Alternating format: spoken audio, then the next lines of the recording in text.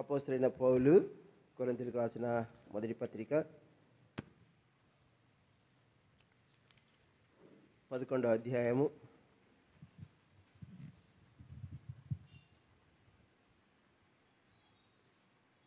28వ వచనాన్ని మనం అందరం కలిసి చదువుకుందాం.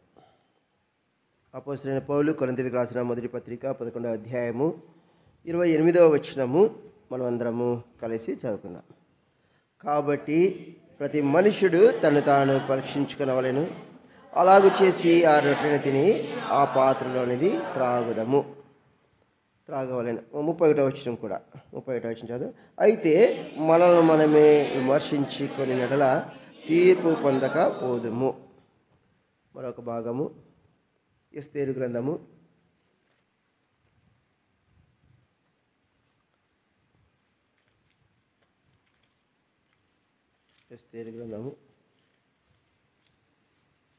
3వ అధ్యాయము 4వ వచనాన్ని మనందరం కలిసి చదువుదాం. ఎస్తేరు గ్రంథము 3వ అధ్యాయము 4వ వచనము అందరం కలిసి చదువుదాం. ఈ ప్రకారము వారు ప్రతిదినము అతనితో చెప్పుచూ వచ్చినను అతడు వారి మాట చెవిని పెట్టకపోయిన గనుక వారు మొదటి యొక్క మాటలు స్థిరపడనో లేదో చూతుమని దాన్ని హామానునకు తెలిపిరి. ఏలయనగా అతడు నేను యూదుడను గనుక ఆ పని చేయజాలనని వారితో చెప్పి ఉండెను. ప్రభు సహాయము. చదువుకున్న భాగంలో గతంలో కూడా మనం మొర్దెకై గురించి ధ్యానం చేస్తూ వచ్చాము. మొర్దెకై ఎవరంట? యూదుడు. మొర్దెకై ఏమని చెప్పుకుంటా ఉన్నాడు?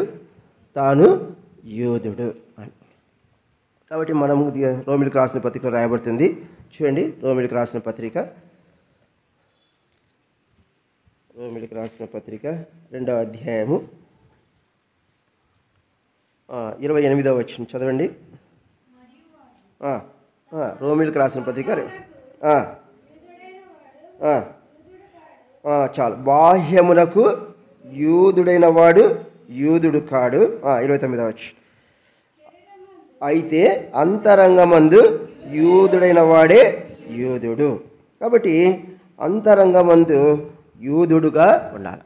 కాబట్టి మనం బయట చెప్పుకోవచ్చు, నేను విశ్వాసులము, నేను భక్తిపరుణ్ణి, నేను 30 సంవత్సరాలు 40 సంవత్సరాల విశ్వాసిని అని మనం చెప్పుకోవచ్చు. గతంలో నేను కూడా మీతో మనం పంచుకున్నాం కదా. వారు యేసు ప్రభుకే చెప్తా వచ్చినారు. ఏమన్నారు? మమ్మల్ని ఏమనుకుంటున్నావు నువ్వు? ఏమనుకుంటున్నావు? మేము అబ్రహాము సంతానం, మేము అబ్రహాం కుమారులు, మా గురించి నువ్వు తక్కువగా మాట్లాడుతున్నావేంటి? మేమన్నా దాసి కుమారులు అనుకుంటున్నావా అన్నట్టుగా ప్రభుతో మాట్లాడారు. అవునా కదా? మాట్లాడారు. కాబట్టి అయితే ప్రభు అంటా వచ్చినాడు, అయ్యా మీరు బాహ్యరీతిగా చూస్తే అబ్రహాము కుమారులే, అయితే అంతరంగా ముందు మీకేం లేదు. అబ్రహాము చేసిన క్రియలు లేవు, అబ్రహాము జీవించిన జీవితం మీలో లేదు, అబ్రహాము చేసిన క్రియలు మీలో లేవు, అబ్రహాము జీవించినట్టుగా మీరు జీవించట్లేదు, మీ క్రియలు వేరుగా ఉన్నాయి. బాహ్యంగా ఏమో మీరు అబ్రహాము సంతానమే, అంతరంగం ముందు మీరు చూసినట్లయితే మీరు అబ్రహాము సంతానము కాదు. అంతరంగంను బట్టి చూసినట్లయితే మీరు అపవాది సంబంధం. కాబట్టి ఇక్కడ రాయబడతా ఉంది, బాహ్యముగా మనం విశ్వాసులమని చెప్పుకోవచ్చు, బాహ్యులముగా మనం ఇంత అనుభవం ఉందని చెప్పుకోవచ్చు. అది కాదు, కానీ అంతరంగమందు యూదుడైన వాడే. కాబట్టి అంతరంగములో దేవుని కార్యము మనలో జరిగి ఉండాలి. వారే నిజమైన యూదుడు. ప్రభు యేసు ప్రభు అంటా వచ్చినాడు కదా, యోహాను సువార్తలో ఒక వ్యక్తిని చూచి అంటా వచ్చినాడు. ఏమంటున్నాడు? ఇదిగో ఇతడు నిజముగా ఇశ్రాయేలీయుడు అన్నాడు. ఏమన్నాడు? ఏ వ్యక్తి గురించి? ఏ వ్యక్తి గురించి చెప్పండి. నతానీయేలు గురించి. ఎవరి గురించి? నతానీయేలు గురించి. యేసు ప్రభు ఎక్కడొచ్చాడు? ఇశ్రాయేలు దేశంలోనే పుట్టాడు. ఇశ్రాయేల్ దేశంలో ఇశ్రాయేలీయులు ఉన్నారు. వాళ్ళ మధ్యలో ప్రభు ఏమంటా ఉన్నాడు? ఇదిగో ఇతడు నిజముగా అంటే ఇశ్రాయేలీయులు ఉన్నారు, అయితే నిజమైన ఇశ్రాయేలీయులు కాదు. ఏంటి ప్రభువా? ఏం ఆయనలో అంటే ఆయనలో ఏం లేదు? కపటము లేదు. ఏం లేదు? కపటము లేదు. కాబట్టి ఆ నతానీయేలు ఏమని ఎంచబడ్డాడు? నిజమైన ఇశ్రాయేలు. కాబట్టి ఎవరిలో అయితే పాపము లేదో వారు ఏం చేయబడతా ఉన్నారు? నిజమైన ఇశ్రాయేలు. నిజమే, మనం అందరం కూడా ఒకప్పుడు పాపము చేసిన వారమే, పాపాత్తులమే. దావీదు అంటాడు కదా, ఏమని చూడండి, కీర్తన గ్రంథము చదువుదామా. కీర్తన గ్రంథము 51వ అధ్యాయము 5వ వచనం. నేను పాపములో పుట్టినవాడను, పాపములోనే నా తల్లి నన్ను గర్భము ధరించాను. కాబట్టి పాపంలోనే మనం పుట్టిన వారం, అందరము పాపము చేసిన వారమే, ఏ భేదము లేదు, అందరూ కూడా పాపం. కాబట్టి కపటము లేదు, అంటే నతానియేలులో ఏం లేదు, పాపము లేదు. అయితే ఒకప్పుడు పాపము చేసిన వాడే అయితే యేసు ప్రభు రక్తము ద్వారా ఎవరైతే కడగబడతా ఉన్నారో వారు ఏం చేయబడతా ఉన్నారు, పరిశుద్ధులుగా చేయబడతారు. మనం ఇతను జక్కయ్య గురించి కూడా వినవచ్చు. జక్కయ్య కూడా గురించి కూడా ప్రభు అంటాడు, ఇదిగో ఇతడు నిజముగా అబ్రహాము కుమారుడే. ఎందుకయ్యాడు అబ్రహాము కుమారుడు అంటే ఒప్పుకున్నాడు, ప్రభుని చేర్చుకున్నాడు, ప్రభుని తన ఇంటిలో చేర్చుకున్నాడు.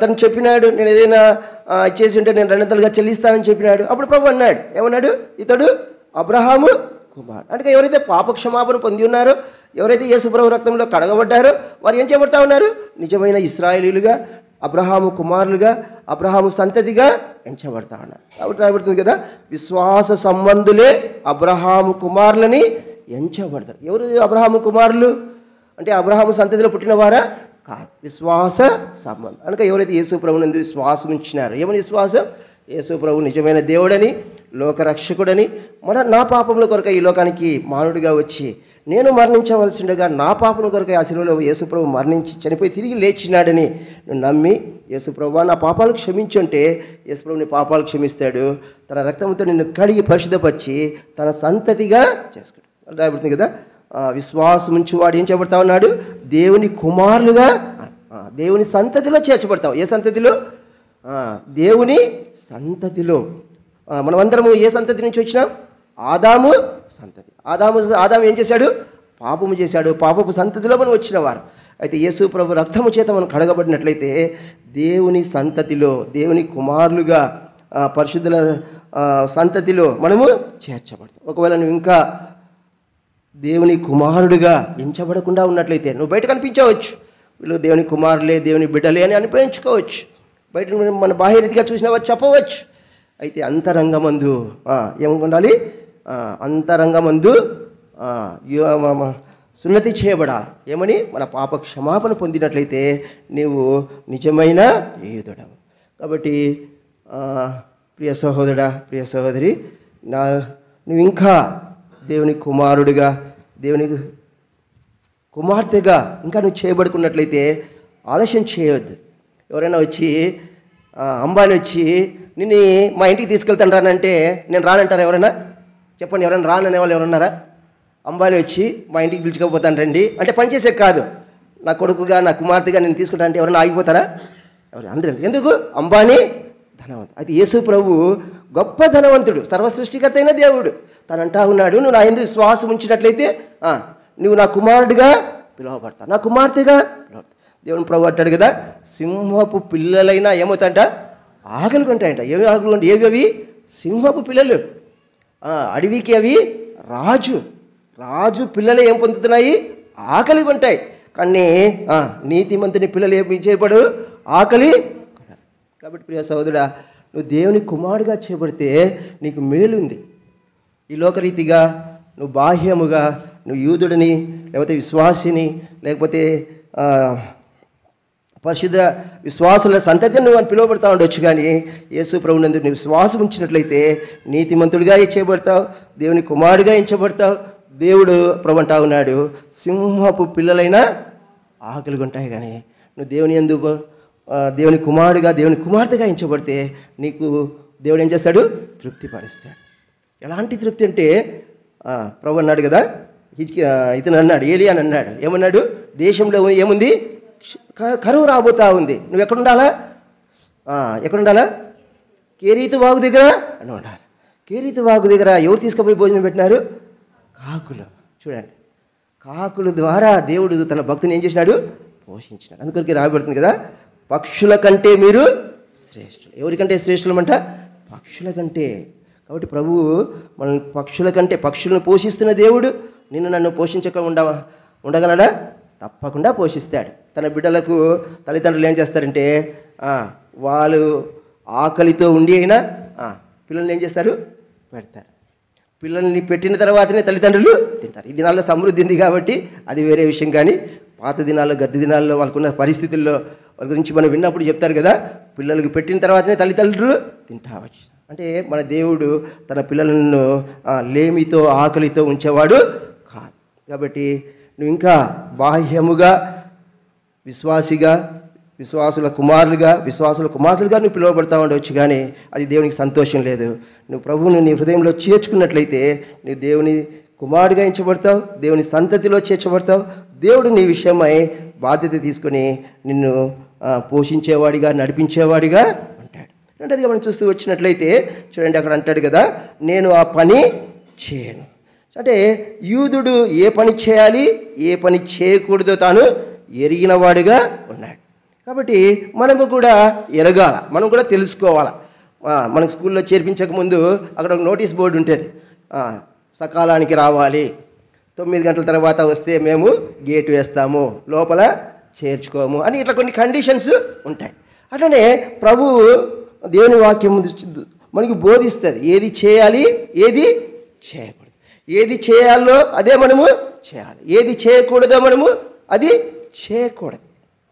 కాబట్టి తాను ఎంతోమంది తనకు చెప్తా వచ్చినారు, తన తోటి వారు మొర్దెకైతో చెప్తా వచ్చినారు, అయ్యా నువ్వు ఎందుకు నమస్కరించావు, ఎందుకు నమస్కరించావు, నమస్కరించు నమస్కరించు నమస్కరించు అని అంటా వచ్చినారు.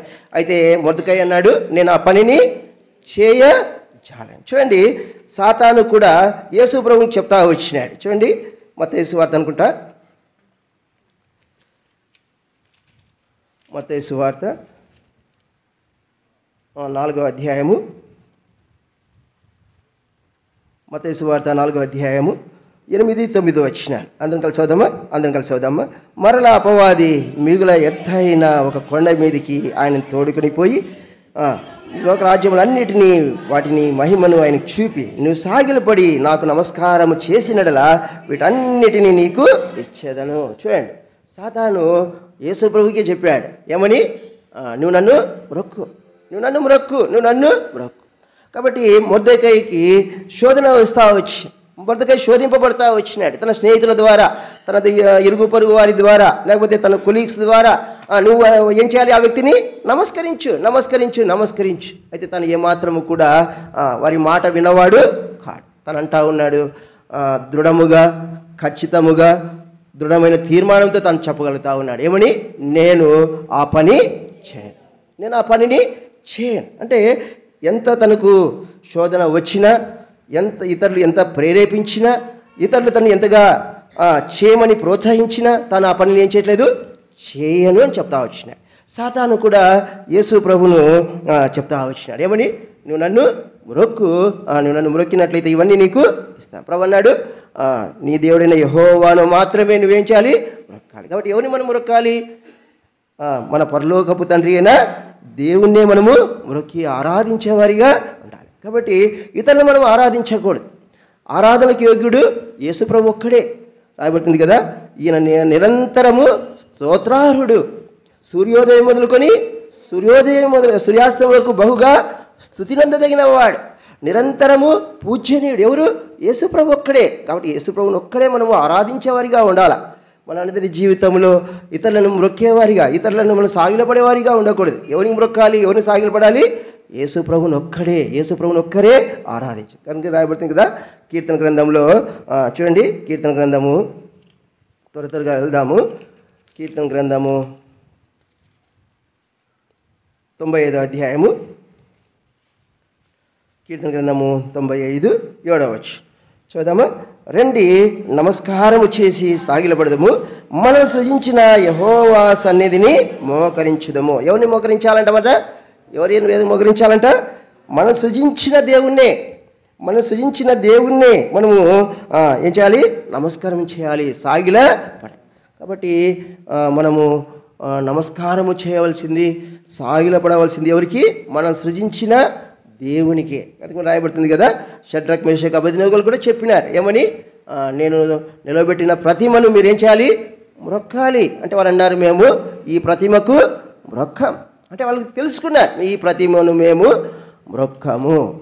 కాబట్టి దానియేలుకు కూడా చెప్పబడతా వచ్చింది ఏమని, రాజుకే మీ విన్నపములు తెలియచేయాలి, రాజుకు తప్ప ఎవరికి కూడా మీ విన్నపములు తెలియచేయకూడదనే శాసనం తనకు వచ్చింది.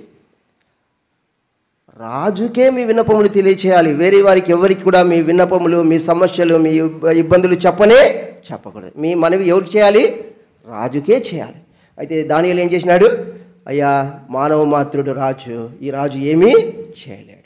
దేవుని వాక్యం రాయబడుతుంది కదా, మనుషులను నమ్ముకున్నట్టు కంటే యెహోవాను నమ్ముకున్నట మేలు, రాజులను ఆశ్రయించడం కంటే యెహోవాను ఆశ్రయించడం మేలని దానియేలు ఎరిగిన వాడు కనుకనే తాను రాజు ఎదుకు వెళ్ళి తన మనవి చెప్పలేదు. ఏమంటా ఉన్నాడు? యథాప్రకారంగా దేవుని ఎదుకు వెళ్ళి ఏం చేస్తా ఉన్నాడు? ప్రార్థన చేస్తా ఉన్నాడు. కాబట్టి మన దేవుని జీవితంలో మనము మన అక్కర, మన సమస్య, మన ఇబ్బంది ఎవరికి చెప్పకూడదు? మనుషులకు కాదు. అంటే ప్రార్థన సహాయం కొరకు చెప్పవచ్చు, కానీ ఎవరికి ప్రార్థన చేయాలి? మనము మన ప్రభు. అయితే దానియేలుకు అట్టి శాసనం వచ్చినా కూడా తనకి ఏమాత్రము కూడా రాజు ఎద్దకు వెళ్ళి తన మనవి చేయలేదు. ఎవరికి చేస్తూ ఉన్నాడు మనవి? దేవునికి మనవి చేస్తూ ఉన్నాడు. కాబట్టి ఎంతకాలం మనవి చేయాలి? ఎంతకాలం ప్రార్థన చేయాలి?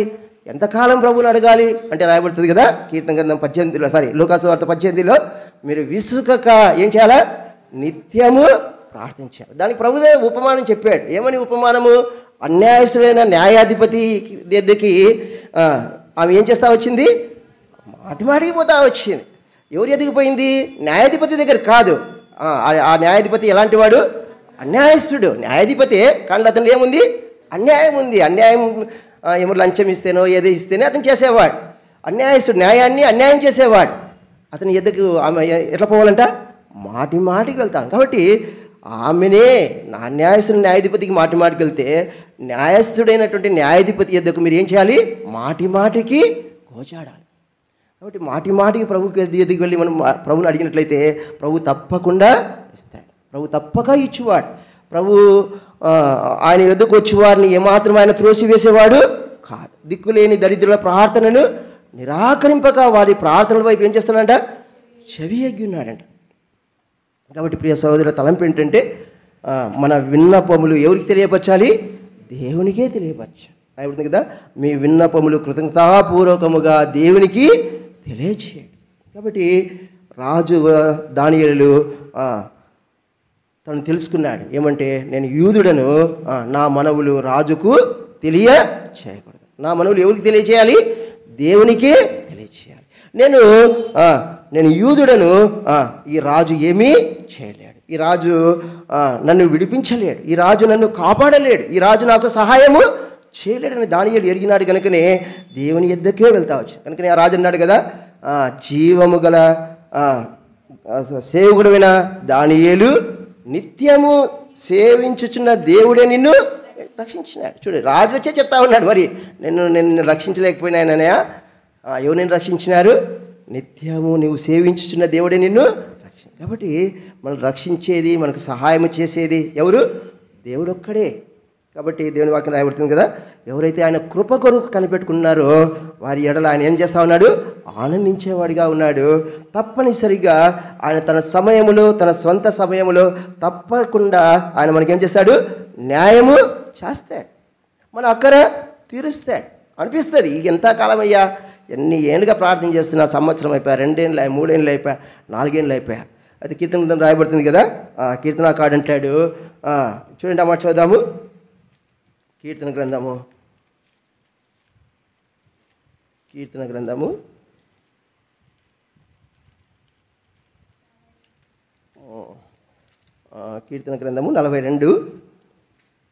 42:11. నీవేళ కృంగి ఉన్నావు, నాలో నీవేళ తొందరపడుచున్నావు. దేవుని యందు నిరీక్షణించుము, ఆయనే నా రక్షణకర్త, నా దేవుడు. ఇంకనే నేను ఆయనను స్తుతిస్తా, ఇంకా నేను ఆయన స్తుతిస్తా. ఎందుకంటే చూడండి, 10వ వచనంలో వాళ్ళ వచ్చి అంటా ఉన్నారు, నీ దేవుడు ఏమాయనని నా శత్రువులు ఏం చేస్తా ఉన్నారు? దినవెల్లా అడుగుతా ఉన్నారు. ఏమయ్యా, రోజు మందిరానికి పోతున్నావు, రోజు వాక్యం చదువుతున్నావు, రోజు ప్రార్థన చేస్తున్నావు, ఉపవాసం ఉంటా ఉన్నావు, దశమ భాగం ఇస్తున్నావు, ఏం రోజు నీ పరిస్థితి ఇంత చేసినా చూడు, మేమంత బాగున్నాం అని ఏం చేస్తా ఉన్నారు? శత్రువులు అడుగుతా ఉన్నారు. అయితే తాను ఏమంటా ఉన్నాడు? నా ప్రాణమా, నువ్వు కృంగిపోవద్దు, ఇంకా నువ్వేం చెయ్యి? జీవము గల దేవుని యందు నిరీక్షణ ఉంచు. దేవుని వాక్యం రాయబడుతుంది కదా, ప్రభువునందు విశ్వాసం ఉంచేవాడు ఎన్నటికి సిగ్గు పరచబడడు. దేవుని యందు నువ్వు విశ్వాసం ఉంచితే ఎప్పటికి నీకు సిగ్గే కలగదు. మనుషుల మీద ఉంచినా నీకు సిగ్గు అవమానం కలుగుతుందేమో, కానీ కలుగుతుంది అది 100%. కానీ దేవుని యందు విశ్వాసం ఉంచేవాడు ఎన్నటికి నీ సిగ్గు పరచబడనే పడడు. కాబట్టి దానియేలు ప్రభునందు విశ్వాసం ఉంచినాడు, రాజు యందు విశ్వాసం ఉంచలేదు. శాసనం వచ్చింది, రాజునే ఆశ్రయించాలి, రాజునే వేడుకోవాలి, రాజు యొద్దకే వెళ్ళాలి, రాజుకే విజ్ఞాపన చేయాలి అని శాసనం వచ్చినా తాను ఎరిగినాడు, తెలుసుకున్నాడు. ఏంటి, నాకు నా దేవుడే నాకు సహాయము చేయగలడు. అంటే కీర్తనగాడు అంటాడు కదా, కొండల తట్టు నా కనులు ఎత్తచ్చు. ఎక్కడి నుంచి నాకు సహాయము? ఎక్కడి నుంచి? యెహోవానే నాకు సహాయం. మనకి ఎక్కడి నుంచి సహాయము? కాబట్టి మనకు సహాయం చేసేది మన దేవుడే. మొదటిగా కూడా ఎస్తేరు కబురు పంపుతాడు కదా, నువ్వు చేయకపోతున్నంత మాత్రాన యూదులకి ఎక్కడి నుంచి వస్తుంది? వేరొక దిక్కు నుంచి. నువ్వు దేవుడిని నీ స్థలంలో ఉంచినాడేమో జ్ఞాపకం చేసుకో. నువ్వు మౌనంగా ఉంటే దేవుడు మౌనంగా ఉంటాడా? దేవుడు మౌనంగా ఉండడు.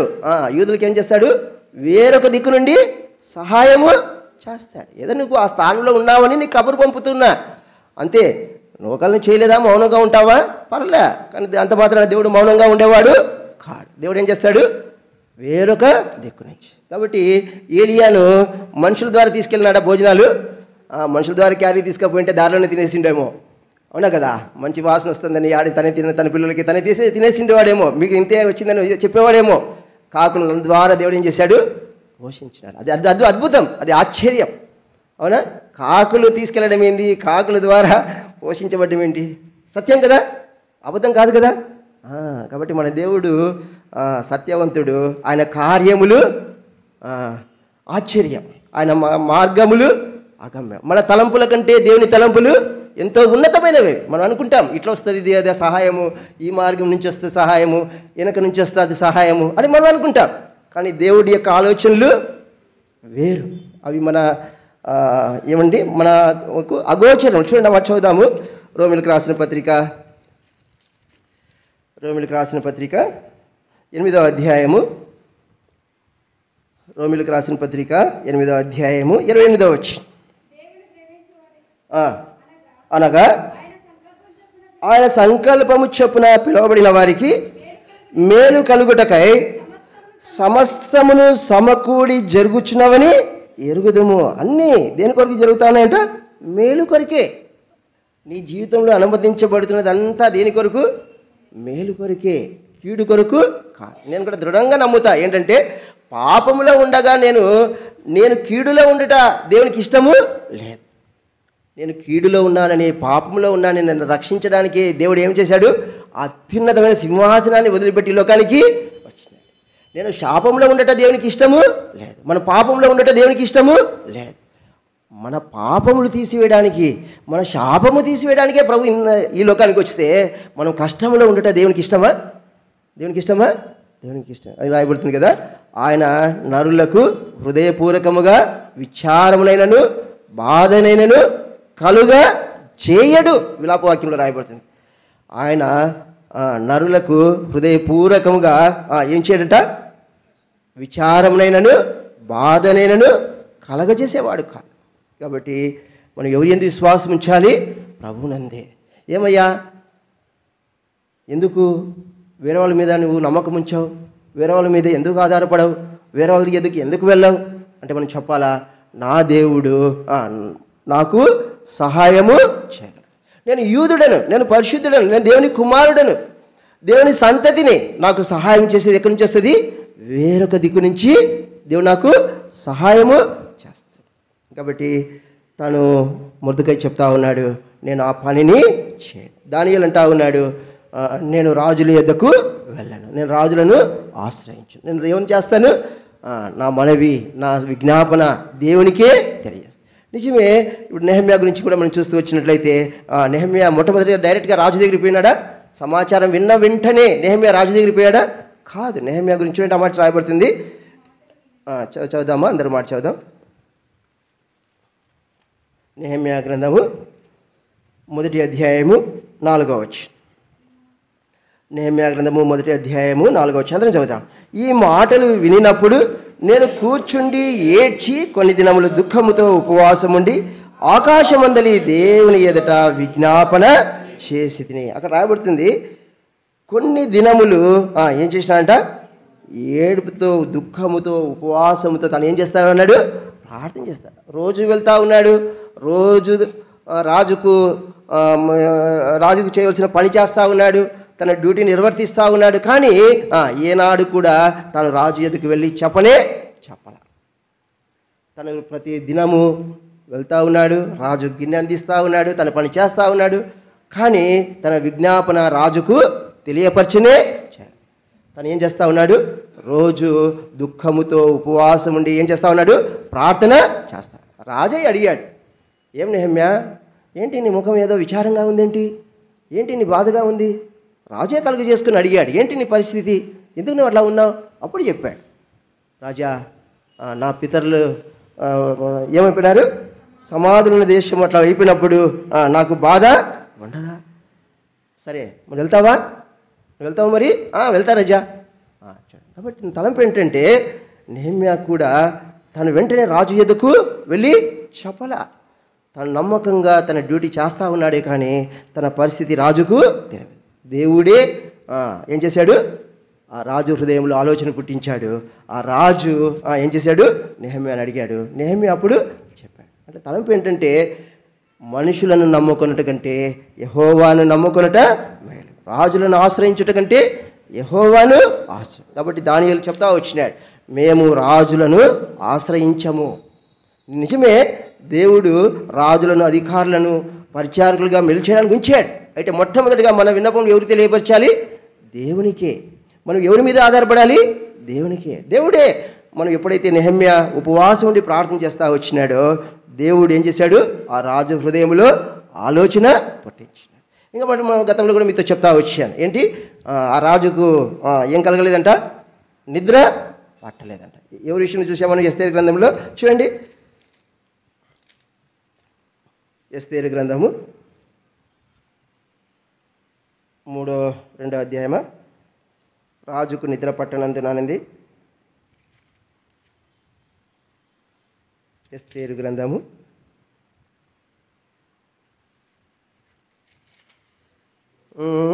6వ అధ్యాయం. ఎస్తేరు గ్రంథం 6వ అధ్యాయం మొదటి వచ్చి, ఆ రాత్రి నిద్ర పట్టకపోయినందున రాజ్యపు సమాచార గ్రంథము తెమ్మని రాజు ఆజ్ఞయ్యగా అది రాజు ఎదుట చదివి వినిపింపబడేను. రాజుకి ఏం పట్టలేదంట? పోయి చెప్పాడా మొర్దెకై, రాజా నిన్ను చంపాలని అనుకుంటే నేనే సహాయం చేశాను రాజా అన్నాడా? చెప్పాడా? మొర్దెకై చెప్పలే. తన పని ఏం చేయాల్సో అది చేశాడు. తను చేయవలసిన పని ఏమిటో తాను చేశాడు. తను వెళ్ళి రాజు ఎదుగు పోయి చెప్పలే, నేను మంచి పని చేశా, నేను చంపాలనుకుంటే, వాళ్ళు కీడు చేయాలనుకుంటే నేనే నిన్ను కాపాడా, నేను నీకు సహాయం చేశానని చెప్పలేదు. అట్లా చెప్పింటే రాజు ఏదో బహుమానం ఇచ్చి పంపించుండేవాడేమో అప్పుడే. అయితే తాను చేయవలసిన పని తాను చేశాడు. దేవుడు ఒకరోజు మొర్దెకైని జ్ఞాపకం చేసుకున్నాడు. మొర్దెకైకి ఏమి ఇప్పించాడు? బహుమానము ఇప్పించాడు. అంటే తలంపు ఏంటంటే మనము ఏ పని అయితే చేయాలో ఆ పని మనం నమ్మకంగా చేస్తున్నట్లయితే దేవుడు తప్పనిసరిగా తగిన సమయమున తన సొంత సమయములో మనకేమిస్తాడు? బహుమానమును ఇస్తాడు. మనము చేయవలసిన పనిని తప్పనిసరిగా నెరవేర్చవలసిన వారంగా ఉంటారు. అది వచ్చి రాయమాడుతుంది మత్తయి సువార్త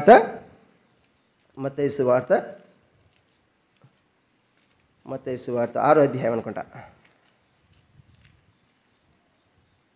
6వ అధ్యాయము 32, 33 వచ్చిన అందులో చూద్దామా? మత్తయి సువార్త 6వ అధ్యాయము 32 లేదా 31 నుంచి చదువుదాం. 31 నుంచే చదువుదాం. కాబట్టి ఏమి తిందుమో, ఏమి త్రాగుదమో, ఏమి ధరించుకుందుమో అని చింతింపకుడి. అన్ని జనులు వీటన్నిటి విషయమై విచారింతురు.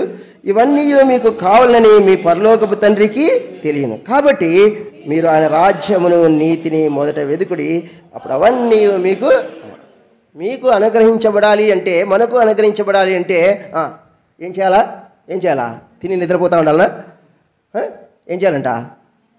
ఆయన రాజ్యమును నీతిని లాస్ట్లో వెతకండి అన్నాడా?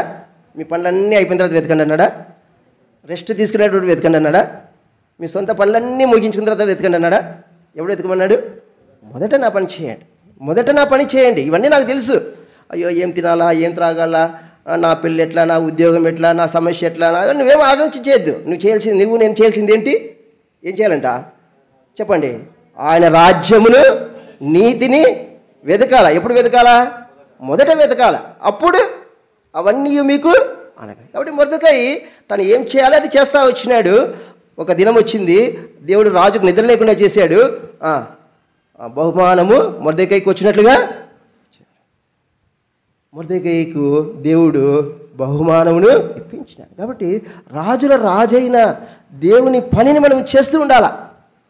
ఎవరు గుర్తించినా గుర్తెరగకపోయినా, ఎవరు పట్టించినా పట్టించుకోకపోయినా, ఎవరు చెప్పినా చెప్పకపోయినా, దేవుడు మనకి ఇచ్చిన పని ఏమిటో, మనం చేయవలసిన పని ఏమిటో అది మనం ఏం చేయాలా? చేస్తూ ఉండాలా, చేస్తూనే ఉండాలా. ఏంటి నేను చేసినా నాకు బహుమానం ఇవ్వలేదే, చేసినా నాకు ప్రైజ్ ఇవ్వలేదే, నాకు 10 మార్క్స్ వచ్చినా కూడా ఒక పెన్ను కూడా ఇవ్వలేదే. సండే స్కూల్ పిల్లలకు ఉంటుంది కదా, నాకు 10కి 10 మార్కులు అంటే మీ వాళ్ళు మంచి వాళ్ళు లేండి, మంచి మంచి గిఫ్ట్లు ఇస్తారు కదా. న్యూ ఇయర్ రోజు ఇస్తారు కదా, గిఫ్ట్స్ ఇస్తారా? కొన్ని చోట్ల అట్లా ఉండదు. అట్లా కాదనమాట. దేవుని బిడ్డలంగా మనకేంటి? నమ్మకముగా మనము చేయవలసిన పని ఏమిటో మనం అది చేయాలి. కాబట్టి దేవుని వాక్యం రాయబడుతుంది కదా, తనంటా ఉన్నాడు, నేను మాత్రము ఆ పని చేయను. నేను ఏ పని చేయాలనో నేను ఎరుగుదును, ఆ పని నేను చేస్తూ ఉన్నాను. అది ఎట్లా చేయాలంట? మొదట చేయాలి. కాబట్టి అంటాడు కదా ఏలియా కూడా ఆ విధురాలతో అంటాడు కదా, మొదట నా కొరకు నువ్వు అప్పము చేసుకో, మొదట చేసుకోరా. ఏమైనా నేను తినేసి మిగిలితే తీసుకొస్తాలే, లేదు, మొదట నువ్వు నా కొరకు తీసుకో. అప్పుడే నీ గిన్నె ఏమవుతుంది? తక్కువ కాదు. నీ గిన్నెలో ఉన్నటువంటి పిండి తక్కువ కాదు, గిన్నెలో ఉన్న నూనె తక్కువ. లేదయ్యా నేను తినేసి వస్తానంటే తినేసిరా, ఆ గిన్నెలో పిండి అయిపోతుంది, నూనె అయిపోతుంది. కాబట్టి ఆ స్త్రీ నమ్మింది. ఏలియా మాటను నమ్మింది. అది ఎంత పోరాటం పడిందో మనకి తెలియదు కానీ నమ్మింది. కాబట్టి మన జీవితంలో మన ప్రభువుని నమ్ము.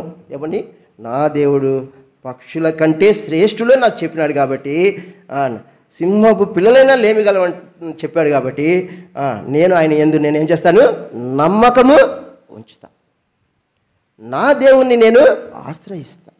దేవుని వాక్యం రాయబడుతుంది కదా, పూర్ణ హృదయంతో. చూడండి మాట చదువుదాము, సామెతల గ్రంథము ఇక్కడది. నీ పూర్ణ హృదయముతో 3వ అధ్యాయము 5వ వచనం. అందరం చదువుదామా? అందరం చదువుదాం.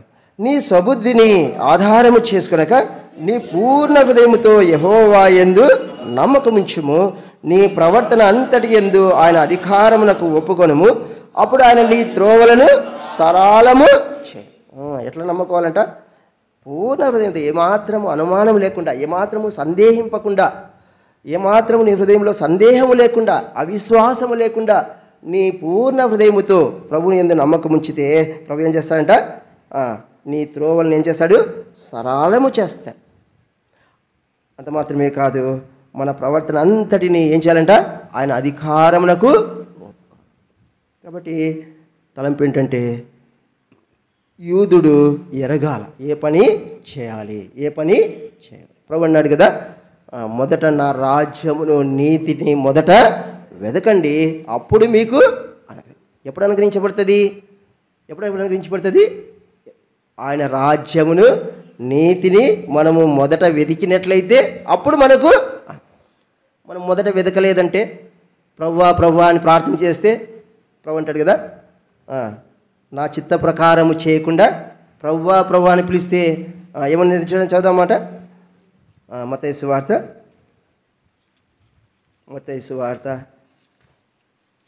6వ అధ్యాయము 7వ అధ్యాయము 21వ వచనం. అదని చదువుదాం. ప్రభువైన నా తండ్రి చిత్త ప్రకారము చేయువాడే ప్రవేశించును. ఏం చేయాలంట? ప్రభువా అని పిలిస్తే సరిపోదు. ఏం చేయాలంట? పరలోకపు తండ్రి యొక్క చిత్తముని చేయాల, పరలోకపు తండ్రి యొక్క పని చేయాల, పరలోకపు తండ్రి అప్పగించిన పనిని చేయాల, పరలోకపు తండ్రి నీకు ఏమైతే చేయమన్నాడో దాన్ని మనము చేయాలి, పరలోకపు తండ్రి ఏది చేయొద్దు అన్నాడో దాన్ని మనము చేయకూడదు. కాబట్టి ప్రభు అంటా ఉన్నాడు, నువ్వు తండ్రి చిత్తము, తండ్రి చెప్పిన పని చేయకుండా ప్రభువా ప్రభువా అని పిలిస్తే నీకేమీ లాభం, మనకి లాభం లేదు. అది శూన్యం, వ్యర్థం. నువ్వు పిలుస్తున్నట్టుగా ఉంటుంది, అడుగుతున్నట్టే ఉంటుంది, కానీ నువ్వు ఏమీ పొందలేవు. కాబట్టి ప్రభు ద్వారా ప్రభువును మనం ఆశ్రయించాలా, ప్రభు ఎందే నమ్మకం ఉంచాలా, ప్రభువును నందే కనిపెట్టుకొని ఉండాలా. ఎట్లా ఉండాలంట? పూర్ణ హృదయంతో ప్రభు యందు మనము నమ్మకం ఉంచడం మాత్రమే సరిపోదు, మొదట ఆయన పనిని మనము చేయాలి. ఏ పని అయితే చేయమన్నాడో ఆ పనిని మనము చేయాలి. అప్పుడే దేవుడు మనకి ఏం చేస్తున్నాడు? అనుగ్రహించేవాడిగా ఉన్నాడు. ప్రభు అంటాడు కదా, మీ పరలోకపు తండ్రికి అసాధ్యమైనది ఏదైనా కలదా? ఏమి ఆయనకి అసాధ్యమైనది ఏది లేదు, సమస్తము సాధ్యమే. సమస్తము సాధ్యం. ఘనమైన చెట్టుని ప్రభు ఏం చేస్తాడంట? నీచమైనదిగా చేస్తాడంట. ఎండిన చెట్టును ప్రభు ఏం చేస్తాడంట? చిగురింపజేస్తాడంట. చూడండి, ఎండిన చెట్టుని ఏం చేస్తాడు ప్రభు? నా జీవితం ఎండిపోయింది, ఇంకా నేను అంతే అయిపోయింది, నా జీవితం అయిపోయింది, ఇంకా అయిపోయింది, ఎండిపోయిన జీవితం అనుకోవచ్చు మనం. ప్రభు అంటాడు, ఆయన యందు నువ్వు నమ్మకం ఉంచితే ఎండిపోయిన జీవితాన్ని ఏం చేస్తాడు? ఆయన చిగురింపజేస్తాడు. ఆశలు కోల్పోవచ్చు, ఆశలు లేవనుకుంటే అంటాడు, ఇంకా నాకు ఆశలు లేవనుకో. అయితే దేవుడు అద్భుత రీతిగా ఆయన ఏం చేస్తాడు? ఎండిపోయిన చెట్టును ఏం చేస్తాడు? చిగురింపచేసేవాడు. ఇంకా తను అనింది కదా, నయోమి అనింది, ఇంకా నన్ను నయోమి అని మీరు పిలిచేద్దండి, ఇంకా అయిపోయింది, నా లైఫ్ అయిపోయింది. ఒకప్పుడు నేను మధురంగా ఉన్నా, సమృద్ధిగా ఉన్నా, భర్తతో ఉన్నా, పిల్లలతో ఉన్నా, నేను అప్పుడు సమృద్ధిగా ఉన్నా, అప్పుడు నా పేరు నయోమి అని సరిపోయింది. ఇప్పుడు నాకు నయోమి అని మీరు పిలవద్దండి. ఇప్పుడు నా జీవితంలో ఏముంది? ఇప్పుడు మారా. అయితే ప్రభు విడిచిపెట్టాడా? మనవుని ఇచ్చాడు. ఎవరిని ఇచ్చాడు? నయోమికి ఎవరిచ్చాడు? దేవుడు మనవుని ఇచ్చాడు. ఎవరి ద్వారా? రూతు ద్వారా. అంటే తలంపు ఏంటంటే, నయోమి చెప్పగలిగింది, ఇంక అయిపోయింది, భర్తలు లేరు, పిల్లలు లేరు, ఇంకేమైపోయింది, ఇంకా నేను ఒంటరి దాన్ని, నాకు ఎవరున్నారు, ఇంకా అయిపోయింది, నా లైఫ్ అయిపోయింది అనుకుందాం. చూడమ్మా, చదువుదామా? చదివితేనే మంచిది. రూతు గ్రంథము అందరికి లేదమ్మా, చదువుదాం, అందరు చదువుదాం. రూతు గ్రంథము 1వ అధ్యాయము 21వ వచనం. అందరం చదువుదామా? నేను సమృద్ధి గలదాన్నై వెళ్ళి తిని, యెహోవా నన్ను రిక్తురాలిగా తిరిగి రాజేసెను, మీరు నన్ను నయోమి అని ఇప్పుడు నన్ను నయోమి అని ఎందుకు పిలుస్తారయ్యా? ఒకప్పుడైతే భర్త ఉన్నాడు, పిల్లలు ఉన్నారు, కాబట్టి అప్పుడు నన్ను నయోమి అని పిలిచినా నాకు ఇష్టంగా ఉండేది. అప్పుడు భర్త ఉన్నాడు, పిల్లలు ఉన్నారు, ఆస్తి ఉన్నింది, అన్నీ ఉన్నాయి, మీరు నన్ను నయోమి పిలిచినా నాకు అది బాగా ఇష్టంగా ఉండేది. ఇప్పుడు నాకు భర్త లేడు, పిల్లలు లేరు, ఆస్తి లేదు, నేను ఇప్పుడు ఒంటరి దాన్ని, నన్ను నయోమి అని ఎందుకు పిలుస్తారు మీరు అని ఆమె చెప్పింది. అయితే ప్రభు ఏం చేశాడు? చూడండి, అన్నమాట రాయబడుతుంది రూతు గ్రంథము 4వ అధ్యాయము 14వ వచనం. అందరం చదువుదామా? రూతు గ్రంథము 4వ అధ్యాయము 14వ వచనం. అప్పుడు స్త్రీలు, ఈ దినమున నీకు బంధుడు లేకుండా చేయని యెహోవా స్తుతి నందును గాక. చూడండి, దేవుడు చేశాడా? అద్భుతం చేశాడు. ఆమె అనుకుంది, నాకు ఇంకా చెప్తా వచ్చింది కదా, తన కోడలతో కూడా చెప్తా వచ్చి, ఇంకా అమ్మ నాకు కుమారులుగా పుట్టరు, ఇంకా అయిపోయింది, నా లైఫ్ అయిపోయింది, నువ్వు నన్ను ఎందుకు వెంబడిస్తారు, మీరు నాతో పాటు ఎందుకు వస్తారు, నా లైఫే పాడైపోయింది, నన్ను ఎందుకు వెంబడిస్తారు మీరు అని ఆమె చెప్తా వచ్చి. అయితే దేవుడు విడిచిపెట్టాడా? నయోమిని విడిచిపెట్టలేదు, రూతును కూడా విడిచిపెట్టాడు. తలంపు ఏంటంటే, చాలాసార్లు మనం అనుకుంటాం, ఇంకా మన లైఫ్ అయిపోయింది, మన లైఫ్ క్లోజ్ అయిపోయింది, ఇక్కడికి ఫుల్ స్టాప్ అయిపోయింది అని మనం అనుకుంటాం. అయితే దేవుడు ఎప్పుడైతే మనం లైఫ్ ఫుల్ స్టాప్ అయింది అనుకుంటామో, దేవుడు అప్పుడు దాన్ని ఏం చేస్తాడు? చిగురింపచేస్తాడు. ఎప్పుడు చేస్తాడు? ఆయన రాజ్యమును, నీతిని మనం ఏం చేయాలా? వెతుకుతూ ఉండాలి. మన పని అదే. దావీదు అంటా వచ్చినాడు, శత్రువులంతా అంటా ఉన్నారు, ఏమయ్యా ఏంటి నీ పరిస్థితి, ఏమిట్లా అయిపోయింది, మీ ఇంట్లో రోగాలు ఉన్నాయి, మీ ఇంట్లో సమస్యలు ఉన్నాయి, మీ ఇంట్లో ఎప్పుడు కొట్లాట్లు ఉన్నాయి, మీ ఇంట్లో ఎప్పుడు ఇబ్బందులు ఉన్నాయి, మీ ఇంట్లో ఎప్పుడు తృప్తిగా భోజనం చేయని పరిస్థితి ఉంది, ఆకలి దప్పులతో ఉన్నారు, ఏంటి మీ పరిస్థితి? పర్లేదు, నేనేం చేస్తా? నా దేవుని యందు నిరీక్షించడమే కాదు, నా దేవుని ఇంకా నేనేం చేస్తా? స్తుతిస్తా. అది కాబట్టి మొర్దెకై ప్రభు అంటా వచ్చినాడు, నేను ఆ పనిని చేయజాలి. ఏ పనిని చేయకూడదు? మనము జీవము గల దేవుని యందు నిత్యము ఏం చేయాలా? విశ్వాసము ఉంచాలి. ఇతరులు చెప్పవచ్చు, ఇతరులు మనల్ని ప్రశ్నించవచ్చు, నీ మనసే నీకు చెప్పవచ్చు, యోబు భార్య అనింది కదా, ఇంకా ఎంతకాలం అయ్యా నువ్వు యథార్థత అంటావు? యథార్థత నువ్వేం చెయ్యి, విడిచిపెట్టు. ఇంకా ఏంటి యథార్థత? ఇంకా ఏంటి యథార్థత? ఎందుకు యథార్థత? ఎందుకు ఈ అవసరం యథార్థత? నువ్వు యథార్థత అంటున్నావు, ఏమి దానివల్ల వచ్చిన ఫలితం ఏంటి అని యోబన్నాడు. మూర్ఖురాలు మాట్లాడినట్టు దేవుని ద్వారా మేలే అనుమతిస్తామా, కీడు కూడా అనుభవిస్తాం. దేవుడు నాకు అనుమతించినాడు, మేలు కూడా అనుభవిస్తాను, నేను కీడును కూడా అనుభవిస్తాను. చూడండి మాట రాయబడుతుంది యోబు గ్రంథము. తీయండి చదువుదాము. యోబు గ్రంథం 2వ అధ్యాయము 10వ వచనం చదవండి.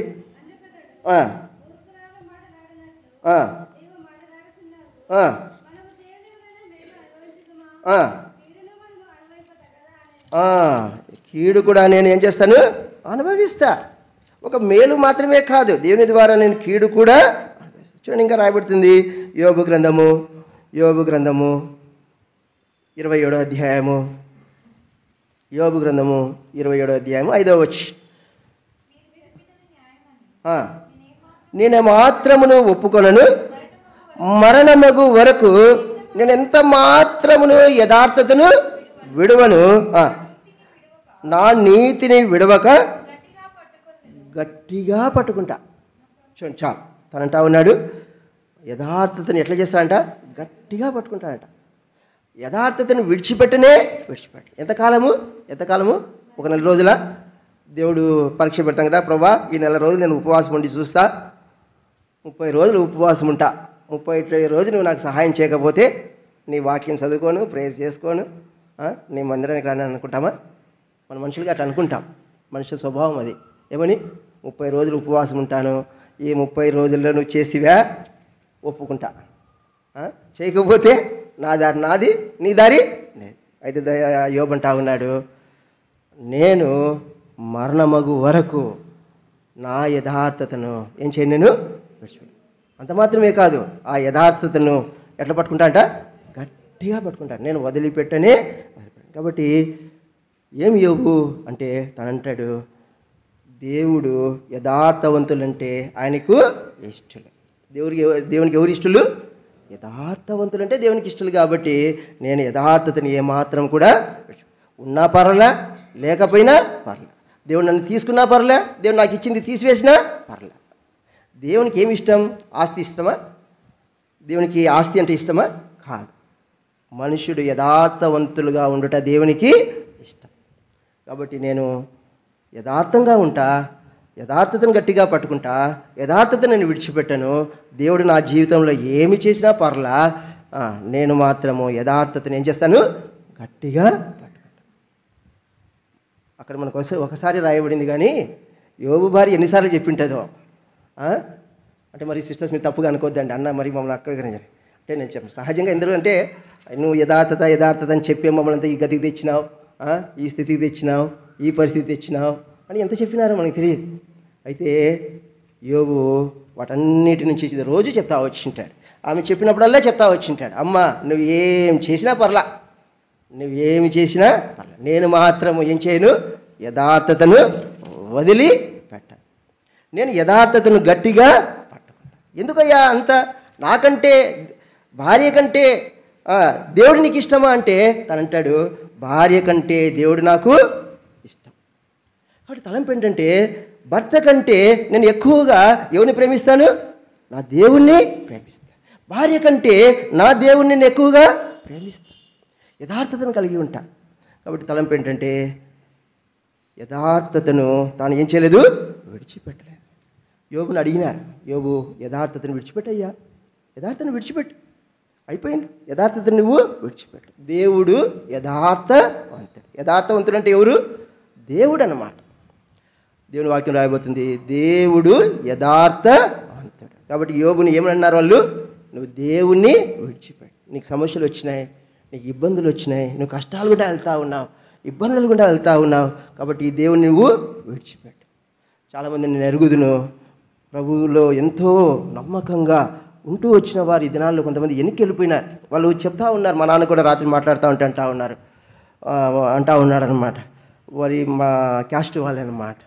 వాళ్ళు ఒకప్పుడు బాప్తిస్మ సాక్ష్యం తీసుకున్న వాళ్ళు ఎంతో తల్లిదండ్రుల ద్వారా శ్రమ పొంది కూడా పొలాల్లో వెళ్ళి ప్రార్థన చేసుకున్న వాళ్ళు ఈ దినాల్లో వాళ్ళు ప్రభుని విడిచిపెట్టిన వారుగా ఉన్నారు. ఏంటంటే వాళ్ళకి వచ్చిన కష్టాలు, శ్రమలు. వాళ్ళకి ప్రభు మరి మా నాన్న వెళ్ళి నాయన అని ఎంత చెప్పినా వారు వినటం లేదంట. మేము వినము, మమ్మల్ని మా గురించి మీరు పట్టించుకోవద్దండి. అంటే యోబు అంటా ఉన్నాడు, ఎన్ని కష్టములు వచ్చినా, ఎన్ని శ్రమలు వచ్చినా, నా శరీరము కృంగి నశించిన పర్లా, నేను మాత్రము యథార్థవంతుడైన దేవుని నేనేం చేయను, విడిచిపెట్టాను. నా దేవుని యందే నేనేం చేస్తాను, నమ్మకం ఉంచుతాను. నా దేవుని యందే నేను నిరీక్షణ ఉంచుతా. నా దేవుణ్ణి నిత్యము నేను ఆశ్రయిస్తా. నా దేవుడు చెప్పినట్లుగా అనునిత్యము మొదట ఆయన రాజ్యాన్ని, నీతిని నేను వెతుకుతా. నా దేవుడు నాకు చెప్పినట్లుగా నేను నడుచుకుంటా. నా దేవుడు ఏదైతే చేయొద్దన్నాడో దాన్ని నేను నా దేవుడు ఏది చేయమన్నాడో దాన్నే నేను చేస్తాను. ఇంకొక మాట చూస్తూ వచ్చినట్లయితే తాను చూడండి, ఇంకొక మాట రాయబడుతుంది. ఇంకొక మాట ఏంటంటే ఊరియా గురించి చూడండి. ఆ మాట చదువుదాము. సమూయేలు గ్రంథం, 2వ సమూయేలు గ్రంథం, 2వ సమూయేలు గ్రంథము, 2వ సమూయేలు గ్రంథము 11వ అధ్యాయము 11వ వచనం అందరం చదువుదాం. 2వ సమూయేలు గ్రంథము 11వ అధ్యాయము 11వ వచనం అందరూ చదువుదాం. ఊరియా మందసమును ఇశ్రాయేలు వారును యూదా వారును గుడారములలో నివసించుచుండగను, నా అధిపతిగు యోవాబును నా ఏలినవాడగు నీ సేవకులను బయట దండులో నుండగను, భోజన పానములు చేయుటకును నా భార్య యొద్ద పరంటుటకును నేను ఇంటికి పోదునా, నీతోడు నీ ప్రాణముతోడు నేను అలాగూ చేయువాడను కానను. చూడమని చేస్తూ వచ్చినట్లయితే దావీదు ఊరియాకు మంచి భోజనం పెట్టించినాడు, రాజు భోజనం పెట్టించినాడు, బాగా తృప్తిగా తిన్నాడు. తృప్తిగా తింటే ఏమొస్తుంది, అది అందులో మటన్ బిర్యానీ తింటే ఏమొస్తుంది, మంచి నిద్ర వస్తుంది. అవునా కదా, మత్తు ఎక్కుతుంది. ఏమవుతుంది, మత్తు ఎక్కుతుంది. అంతగా ఊరియాకు ఏం చేసినాడు, మత్తు ఎక్కినట్లుగా తినిపించినాడు. ఇప్పుడు ఏం చేయమన్నాడు రాజు, నువ్వు ఇక్కడ పడుకోవద్దు, ఎక్కడ పోయి పడుకోవాలా, నీ ఇంటికి వెళ్ళి పడుకోమని ఎవరు చెప్పింది, రాజు. ఇప్పుడు నేనే ఉన్నాను అనుకోండి, మధ్యాహ్నం మా ఆఫీస్లో మంచి భోజనాలు అయిపోయినాయి అనుకోండి, ఫంక్షన్ జరిగింది అనుకోండి, మా సారు నాయక్ గారు ఇంటికి వెళ్ళి పడుకోపోండి, ఇవాళ ఏం డ్యూటీ చేయొద్దండి అంటే ఏం చేస్తా, సంతోషంగా వెళ్ళిపోయి రాజే చెప్పాడు ఊరియాకేమని, ఊరియా నువ్వు తిన్నావు కదా, బాగా తిన్నావు కదా, నువ్వు ఇప్పుడు ఇంటికి వెళ్ళి రెస్ట్. ఊరియా అంటా ఉన్నాడు, నేను ఆ పని చేయను. ఏం ఊరియా, నేను చెప్తున్నా కదా, రాజుగా నేను చెప్తా ఉన్నా, నువ్వు వెళ్ళి విశ్రాంతి తీసుకో, నువ్వు వెళ్ళి పడుకో, నేను నీకు పర్మిషన్ ఇస్తా ఉన్నా, నేను నీకు చెప్తా ఉన్నా, నీకు సెలవు గ్రాంట్ చేసిన, నువ్వు యుద్ధానికి పోవాల్సిన అవసరము లేదు. నువ్వు ఇప్పుడు ఏం చేయాలా, హాయిగా రెస్ట్ తీసుకునే పని. అయితే ఊరియా అంటా ఉన్నాడు, నేను ఆ పని చేయను, నేను రెస్ట్ తీసుకోను. ఎందుకు రెస్ట్ తీసుకోడంట చూడండి, తను అంటా ఉన్నాడు, ఎందుకు రెస్ట్ తీసుకోడంట, యోవాబును నా ఏలినవాడగు నీ సేవకులను ఎక్కడున్నారు, బయట దండులో ఉన్నారు. నా సహపాఠి విశ్వాసులు, నా సహపాఠి పరిశుద్ధులు, సార్వత్రిక సంఘంలో చెదిరిన పరిశుద్ధులు వాళ్ళు ఎక్కడున్నారు, దండులో ఉన్నారు, పోరాటంలో ఉన్నారు, యుద్ధములో ఉన్నారు. వారు యుద్ధములో ఉండగా, నా సహపాఠి వారు యుద్ధములో ఉండగా నేను పోయి నిద్రపోదునా, నేను అలాంటి పని చేసేవాడిని కాదు. దేవుని వాక్యం రాయబడుతుంది కదా, శరీరంలోని ఒక అవయము బాధపడితే ఏమైపోతుంది, మరొక అవయానికి కూడా ఏం కలుగుతుంది, బాధ కలుగుతుంది. ఒక అవయవానికి, శరీరంలో ఉన్న ఒక అవయానికి బాధ కలిగితే మరొక అవయానికి ఏం కలుగుతుంది, బాధ కలుగుతుంది. కాబట్టి ఊరియా అంటా ఉన్నాడు, రాజా నేను విశ్రాంతి తీసుకునేవాడిని కాదు. ఎందుకయ్యా విశ్రాంతి తీసుకో అంటే తనంటా ఉన్నాడు, రాజా నా సహపాఠి వారు, నాతో ఉన్న సైనికులు ఎక్కడున్నారు, వాళ్ళు దండులో ఉన్నారు, యుద్ధములో ఉన్నారు, శత్రువుతో పోరాడుతూ ఉన్నారు, శత్రువు వారిని బాధిస్తూ ఉన్నాడు, శత్రువును నా సహపాఠి సైనికులు ఎదుర్కొంటా ఉన్నారు, నా సహపాఠి సైనికులు శత్రువులతో యుద్ధం ఉన్నారు, హాని చేస్తూ ఉన్నారు. కాబట్టి నేను ఏం చేయను, విశ్రాంతి తీసుకో. కాబట్టి ప్రియ సహోదరుడా, తలంపు ఏంటంటే విశ్రాంతి తీసుకో వద్దని చెప్పను, అయితే మన సహపాఠి విశ్వాసులు స్థానిక సంఘంలోనే వారికి కాదు, సార్వత్రిక సంఘములో చెదిరిన పరిశుద్ధులు నేటి దినాల్లో శత్రువుతో ఏం చేస్తూ ఉన్నారు? పోరాడుతూ ఉన్నారు, యుద్ధానికి వెళ్తూ ఉన్నారు. ప్రభు చెప్పాడు, మీరు సర్వలోకానికి వెళ్ళి సర్వసృష్టికి స్వార్థను ప్రకటించారు. సర్వలోకం మీద నాకు అధికారం ఉందని ప్రభు చెప్పినాడు. ఆ మాటను బట్టి దేవుని బిడ్డలు ప్రకటిస్తూ ఉండగా శత్రువు ఏం చేస్తూ ఉన్నాడు?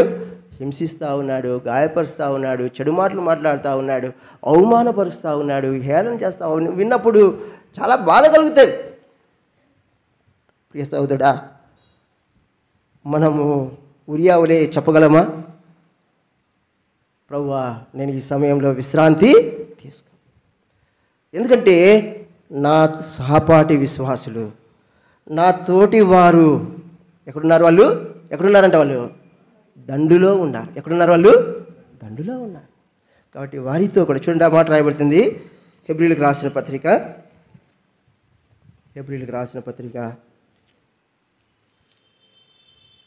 4వ అధ్యాయము, హెబ్రీయులకు రాసిన పత్రిక 4వ అధ్యాయము 10వ వచనం చూద్దామా? హెబ్రీయులకు రాసిన పత్రిక 4వ అధ్యాయము 9, 10 వచనాలు అందరూ చదువు. కాబట్టి దేవుని ప్రజలకు విశ్రాంతి నిలిచి ఉన్నది, ఎందుకనగా దేవుడు తన కార్యములను ముగించి విశ్రమించిన ప్రకారము ఆయన యొక్క విశ్రాంతిలో ప్రవేశించిన వాడు కూడా తన కార్యములను ముగించి. ఎప్పుడంటే విశ్రమము, ఎప్పుడంటే విశ్రాంతి? తన కార్యములను ముగించిన తర్వాత. అనగా దేవుడు నీకు నియమించిన పని నెరవేర్చిన తర్వాత, దేవుడు నీకు అప్పగించిన పనిని నువ్వు కంప్లీట్ చేసిన తర్వాత అప్పుడు విశ్రాంతి.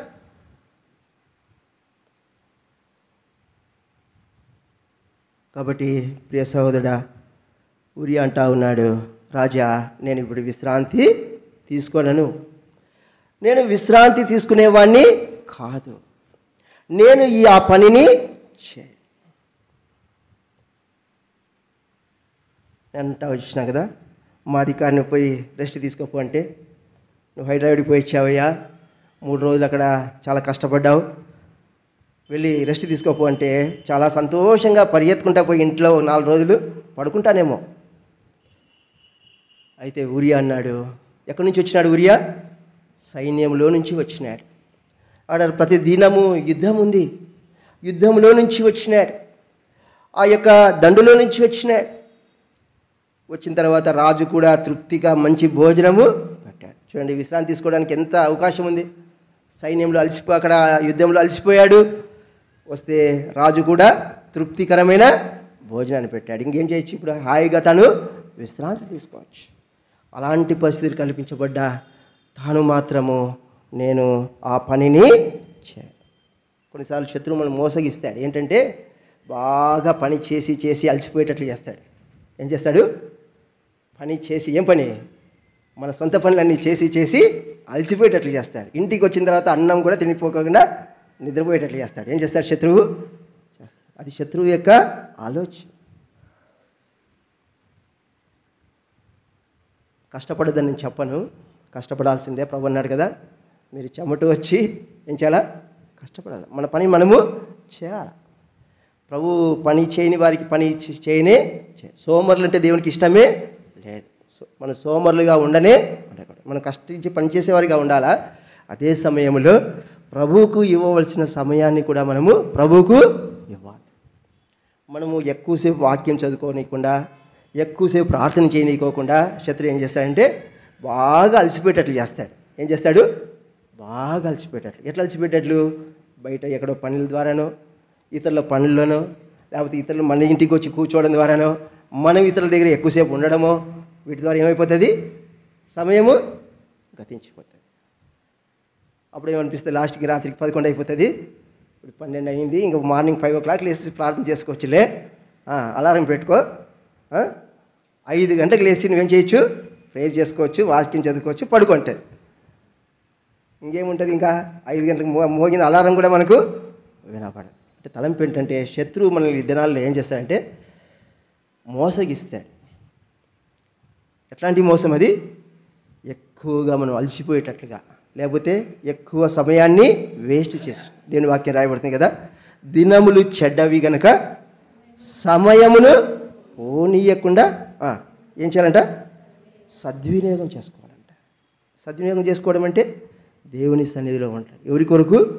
దండుపేటులో ఉన్న వారి కొరకు, శ్రమలో ఉన్న వారి కొరకు, ఇబ్బందుల్లో ఉన్న వారి కొరకు, కష్టంలో ఉన్న వారి కొరకు మనం ఏం చేయాలి? ప్రార్థన చేయాలి, దేవుని సన్నిధిలో గడపాలి, దేవునితో సహవాసం చేయాలి. కాబట్టి ప్రియ సహోదరా, ఈ దినాల్లో శరీర బలహీనతలు కావచ్చు, అనారోగ్య పరిస్థితులు కావచ్చు, మనకున్నటువంటి రకరకాలైనటువంటి పరిస్థితులు కావచ్చు, వాటి ద్వారా శత్రువు మనల్ని ఏం చేస్తూ ఉన్నాడు? విశ్రాంతి తీసుకో, విశ్రాంతి తీసుకో, విశ్రాంతి తీసుకో. దేవుని వాక్యం రాయబడుతుంది, దేవుని ప్రజలకంట విశ్రాంతి నిలిచి. అంటే నిద్రపోద్దని నేను చెప్పట్లేదు. తక్కువ నిద్ర ఉన్నా కూడా శరీరానికి ఏమవుతుంది? బలహీనత వస్తుంది, రోగం వస్తుంది. అయితే తగు మాత్రపు నిద్ర. ఏం నిద్ర? తగు మాత్రపు నిద్ర. అతి నిద్ర ఏమవుతుంది? ఏం చేస్తుంది? పాడు చేస్తుంది, లేమికి దారి తీస్తుంది, దారిద్ర్యానికి దారి తీస్తుంది. బట్ తలంపు ఏంటంటే దేవుని ప్రజలకు విశ్రాంతి నిలిచి. ఎప్పుడు విశ్రాంతి? తన కార్యములను ముగించిన తర్వాతనే. కాబట్టి ప్రియ సహోదరుడా, ఉరియా అంటా ఉన్నాడు, నేను ఇప్పుడు విశ్రాంతి తీసుకునే సమయము కాదు. మరి ఎప్పుడయ్యా నీకు విశ్రాంతి అంటే? ఆ దండుపేటలో విజయం పొందిన తర్వాత, నా దేవునికి మహిమ వచ్చిన తర్వాత, మాకు విజయము కలిగిన తర్వాత, పరిశుద్ధులకు విజయం కలిగిన తర్వాత, దేవుని నామానికి మహిమ వచ్చిన తర్వాత, అప్పుడు మాకు విశ్రాంతి. కాబట్టి ఆ ఒక మాట చదువుదాము, చూడండి. ఆ మాటనే జ్ఞాపకం చేయబడుతుంది ఎందుకు. 2 సమూయేలు గ్రంథము 11వ అధ్యాయము. 2 సమూయేలు గ్రంథము 11వ అధ్యాయము 11వ అధ్యాయం మొదటి వచనం. అదే చదువుదామా? వసంతకాలమున రాజులు సమయమున దావీదు యోవాబును అతని వారిని ఇశ్రాయేలులందరినీ పంపగా, వారు అమ్మోనీయులను సంహరించి రబ్బా పట్టణమును ముట్టడి వేసిరి. అయితే దావీదు యెరూషలేమునందు, చిన్న మాట పరిశుద్ధాత్మ దేవుడు ఎట్లా రాయిస్తా ఉన్నాడు. వసంతకాలం అంట. ఎవరు యుద్ధానికి పోయేది? సైన్యమా? ఎవరంట యుద్ధానికి పోయేది? రాజులు యుద్ధమునకు బయలుదేరు సమయం వసంతకాలం. అంత మాత్రమే కాదు, ఆ సమయం ఏ సమయం అంటది? యుద్ధానికి పోయే సమయం. ఎవరు పోయే సమయము? రాజులు యుద్ధానికి పోయే సమయం. వసంతకాలం యుద్ధానికి పోయే సమయం. ఎవరు యుద్ధానికి పోయే సమయం? అది రాజులు యుద్ధానికి. ఆ సమయంలో దావీదు ఎక్కడున్నాడు? యెరూషలేములో. తద్వారా తను ఏం చేశాడు? పాపము చేశాడు. దేవుని శిక్షను తను పొందుతూ వచ్చినాడు. పాప క్షమాపణ పొందినాడు, కానీ తను దేవుని శిక్షను పొందుతూ వచ్చినాడు. తలంపు ఏంటంటే ఏ సమయమున ఏం పని చేయాలో మనం అది చేయాలి. చీమల గురించి రాయబడుతుంది. ఏమని? చీమలు వసంతకాలమున ఏం చేయవవి? నిద్రపోవంట. ఎందుకు నిద్రపోవంటే, రాబో కాలం ఎలాంటిది? అది వర్షాకాలము. వర్షాకాలంలో మేము బయటికి రాలేము. ఆ వర్షాకాలంలో మేము బయటకు వస్తే ఏమైపోతాం? మేము కొట్టుకొని పోతాం. కొట్టుకొని పోతాం. కాబట్టి వర్షాకాలంలో మేము ఆహారాన్ని సిద్ధపరచుకోవడానికి పోలేం. మేము ఆహారం సిద్ధపరచుకునే సమయం ఎప్పుడు? వేసవి కాలం. ఉండిలేయ్యా, ఇవాళ ఏముందిలే, అప్పుడు చూస్తాంలే అనుకుని చీమలు కష్టపడకుండా ఉండిపోతే వర్షాకాలం వస్తుంది. వర్షాకాలంలో పని చేయడానికి అవకాశమే లేదు, సంపాదించుకోవడానికి అవకాశమే లేదు. ఏ కాలంలో సంపాదించుకోవాలి చీమలు? వసంతకాలంలోనే. కాబట్టి అవి ప్రయాసపడుతూ ఉంటాయి. ఒకసారి గమనించండి, ఎక్కడైనా చీమల దగ్గర కూర్చొని చూస్తే ఉన్నదే చిన్న ప్రాణం, అవునా? అవి ఎంత పరిగెడతా ఉంటాయి. ఒకసారి చీమల దగ్గర కూర్చొని చూడండి, ఎప్పుడైనా పరిగెడతా ఉంటాయి. దన్న స్పీడ్గా ఒకదానికొకటి తగులుకొని స్పీడ్గా మరి పరామర్శించుకుంటాయో మాట్లాడుకుంటాయో ఏం అర్థం కాదు, కానీ చీమకు కలుసుకుంటాయి, ఏదో తగులుతాయి, పక్కనకి పోతాయి, స్పీడ్గా పోతాయి. ఒకసారి చూడండి, మనం గమనించండి. ఏంది అంత ప్రయాసపడతావు చీమ అంటే, చీమలు అంటాయి రాబోయే కాలం ఎలాంటి కాలం అది? వర్షాకాలము. ఈ కాలంలో మేము మౌనముగా ఉండకూడదు. వర్షాకాలంలో ఈ కాలంలో మేము మౌనంగా ఉన్నట్లయితే రాబోయే కాలం ఎలాంటి కాలం అది? కీడు కాలం. రాబో కాలము కీడు కాలము గనుక ఈ కాలంలోనే మేము కష్టము పడాలి, ఈ కాలంలోనే మేము సంపాదించుకోవాలి, ఈ కాలంలోనే మేము సిద్ధపడాలి, ఈ కాలంలోనే రాబో కాలం కొరకై మేము కలిగి ఉండాలి. కాబట్టి ప్రియ సహోదరుడా, ప్రియ సహోదరి, దావీదు వసంతకాలమున రాజులు యుద్ధానికి పో సమయమున ఎక్కడున్నాడు? నిలిచిపోయినాడు, ఆగిపోయినాడు. యుద్ధానికి పోకుండా, యుద్ధానికి వెళ్ళకుండా ముందుగా ఉండవలసిన వాడు, నడిపించవలసిన వాడు, శత్రువుపై పోరాడవలసిన వాడు, శత్రువుపై పోరాడి విజయం పొందవలసిన వాడు, దేవుని నామానికి మహిమ తీసుకురావాల్సిన వాడు. యుద్ధానికి వెళ్తే దేవుడు తన ప్రజల పక్షమున యుద్ధం చేస్తాడు, విజయం కలుగుతుంది. విజయం పొందిన పరిశుద్ధులంతా ఏం చేస్తారు? దేవుణ్ణి మహిమపరుస్తారు. దేవునికి మహిమ రావాలంటే వీళ్ళంతా ఏం చేయాలి? శత్రువుపై యుద్ధం చేయాలి. ఆ యుద్ధంలో దేవుడు తన ప్రజల పక్షమున యుద్ధము చేసి విజయం ఇస్తే ఇశ్రాయేలు అంతా ఏం చేస్తారు? ప్రభువును స్తుతిస్తారు. అయితే ఈ దావీదు యుద్ధానికి వెళ్లకుండా ఆగిపోయాడు, నిలిచిపోయాడు. దేవుని మహిమను తీసుకురావాల్సిన వాడు, లేకపోతే సైన్యమునకు ముందుండి ధైర్యపరిచి నడిపించవలసిన వాడు తాను నిలిచిపోతా వచ్చినాడు, ఆగిపోతా వచ్చినాడు. తద్వారా తాను పాపంలో పడ్డాడు, తాను నష్టపోయాడు. ఉరియా అంటా ఉన్నాడు, అయ్యా నేను విశ్రాంతి తీసుకోను. ఎందుకు తీసుకోవు? ఇది విశ్రాంతి తీసుకునే సమయము కాదు. ఎప్పుడు విశ్రాంతి? నా కార్యములను ముగించిన తర్వాత. ఏ కార్యం అది? దేవుడు నాకు ఇచ్చిన కార్యం, దేవుడు నాకు ఇచ్చిన పని, నేను చేయవలసిన పని, దేవుడు నాకు అప్పగించిన పని, దేవుడు నాకు ఏదైతే చేయమన్నాడో చేయవలసిన పని, అది నెరవేర్చిన తర్వాతనే నాకు విశ్రాంతి ఉంది. అంతవరకు నేను విశ్రమించి చెప్పగలమా? ఉరియాకు దావీదు చెప్పినప్పుడు అంటా ఉన్నాడు, నేను ఆ పనిని చేయచాలి. కాబట్టి కొన్ని విషయాలు మనం చూస్తూ వచ్చినాం. దానియేలుతో అంటా వచ్చినారు, నువ్వు ఎవరితో కూడా మనవి చేయకూడదంటే దానియేలు అంటా వచ్చినాడు, నేను మనుషులను ఆశ్రయించు. ఎందుకు ఆశ్రయించావు? నాకు సహాయం ఎక్కడి నుంచి? యెహోవా నుండే. నాకు సహాయం చేసేవారు ఎవరు? దేవుడే. కాబట్టి దేవుణ్ణే ఆశ్రయిస్తూ వచ్చినాడు, దేవుని యందే నమ్మకం ఉంచుతా వచ్చినాడు. దావీదు కూడా తనంటా వచ్చినాడు, నేను దేవుని యందే నిరీక్షిస్తాను. ఎంతకాలం అయ్యా? నా శత్రువులు నన్ను బాధించినా కూడా, నా శత్రువులు నన్ను ప్రశ్నించినా కూడా పర్లా, నేను మాత్రము జీవము గల దేవుని యందు నిరీక్షణ ఉంచుతా, ఇంకా నేను ఆయనను స్తుతిస్తా, నేను మాత్రము ఆగిపోను. రెండోదిగా చూస్తూ వచ్చినట్లయితే యోబుతో తన భార్య అంటా వచ్చింది, యథార్థతను విడిచిపెట్టు. ఎందుకు యథార్థత? లేదు, నేను యథార్థతను విడిచిపెట్టాను. యథార్థతను గట్టిగా పట్టుకుంటా. యథార్థతను విడిచిపెట్టేవాడిని నేను కాదు. నా జీవితంలో ఏమి సంభవించినా పర్లా, ఏమి జరిగినా పర్లా, ఏమి లేకపోయినా పర్లా, నేను మాత్రము యథార్థతను గట్టిగా పట్టుకుంటా. నేను యథార్థతను మాత్రం విడిచిపెట్టేవాడినే కాదు. ఉరియా అంటా ఉన్నాడు, ఏం ఉరియా విశ్రాంతి తీసుకోవచ్చు కదా? లేదు, నేను విశ్రాంతి తీసుకునేవాడిని కాదు. ఇప్పుడు విశ్రాంతి తీసుకునే సమయము కాదు. ఇప్పుడు ఈ సమయములోనే నేనేం చేయాలి? కష్టపడాలి. ఈ సమయంలోనే నేను పని చేయాలి. ఈ సమయంలోనే దేవుడు నాకు అప్పగించిన పనిని నేను చేయాలి. ఈ సమయంలోనే, రాబో సమయము అది ఎలాంటి కాలం? అది కీడు కాలం. చీమలు అంటా ఉన్నాయి కదా, మేము వర్షాకాలంలోనికి బయటకు వస్తే ఏమైపోతాం? మేము కీడు కాలం. కాబట్టి కీడు రాకముందే, దేవుని ఉగ్రత రాకముందే మనం ఏం చేయాలి? సిద్ధపడాలి, సిద్ధపరచుకోవాలి. ఏం సిద్ధపరచుకోవాలి? ఈ లోకంలో ఉన్న వాటిన కాదు, పరలోకంలో బహుమానము కొరకాయ ప్రభు అంటాడు కదా, ప్రతి వాని కొరకు సిద్ధపరిచిన జీతము నా యొద్ద ఉన్నది. ఆయన ఆ జీతాన్ని తీసుకొని వస్తా ఉన్నాడు. ఎట్లా సిద్ధపరుస్తున్నాడు ఆయన జీతాన్ని? అంటే నువ్వు ఇక్కడ కష్టపడతా ఉంటే దేవుడు ఏం చేస్తా ఉన్నాడు?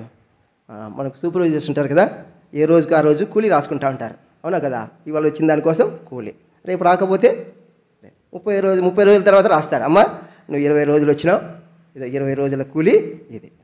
నువ్వు 10 రోజులు వచ్చినావు, 10 రోజుల కూలీ ఇది. 5 రోజులు వచ్చినావు, 5 రోజుల కూలీ ఇది. లేదయ్యా వాళ్ళు 30 రోజులు వచ్చినట్టు నాకు కూడా 30 రోజులు లేదమ్మా, నువ్వు 20 రోజులే చేసావు, నీకు 20 రోజుల కూలీ. ఎందుకంటే నేను న్యాయవంతుణ్ణి. కాబట్టి ప్రభు జీతమును సిద్ధపరుస్తూ ఉన్నాడు. ఎప్పుడు సంపాదించుకోవాలి, ఎప్పుడు సిద్ధపడాలి? దేవుని రాకముందే, మన మరణము దినము రాకముందే మనం సిద్ధపడాలి. మనం సిద్ధపడుతూ అనేకులను, కాబట్టి దేవుని ప్రజలకు ఏముందంట?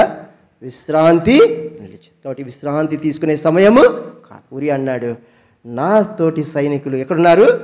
యుద్ధములో ఉన్నారు, యుద్ధ రంగంలో ఉన్నారు కనుక నేను విశ్రాంతి తీసుకునేవాడిని కాదు. వారి కొరకు నేనేం చేస్తాను? మేల్కొని ఉంటా. వారి కొరకే నేను ప్రార్థిస్తా. వారితో పాటు నేను అక్కడ లేకపోవచ్చు, వారితో పాటు నేను యుద్ధ రంగంలో లేకపోవచ్చు, అయినా ఇక్కడ ఉండి నేనేం చేస్తాను? వారి కొరకు ప్రార్థన చేస్తాను. వారి కొరకై నేను ఇక్కడి నుంచి విజ్ఞాపన చేస్తా, ఇక్కడి నుంచి నేను వారి కొరకై మొరపెడతా, వారి కొరకై ఇక్కడ నుండి నేను ప్రలాపిస్తా, ఇక్కడ నుండి వారి కొరకై ఎలుగెత్తి ప్రార్థన చేస్తా అని ఉరియా చెప్పగలుగుతా వచ్చు. కనుక జ్ఞాపకం చేసుకుందాం. మొర్దెకై అన్నాడు, నేను యూదుడను కనుక ఆ పని చేసి. మరి మనం విశ్రాంతిలో ఉంటా ఉన్నామా, లేక సహపాఠి విశ్వాసుల కొరకు ప్రార్థన చేస్తున్నామా? దేవుని ఆశ్రయిస్తున్నామా, లేకపోతే మనుషులను ఆశ్రయిస్తూ ఉన్నామా? లేక యథార్థతను కలిగి ఉన్నామా? యథార్థతను మనము పరీక్షించుకుందాం. దేవుని వాక్యపు వెలుగులో అట్లు యోగ్యమైన రీతిలో ప్రభు బలలో మనము పాల్గొందాం.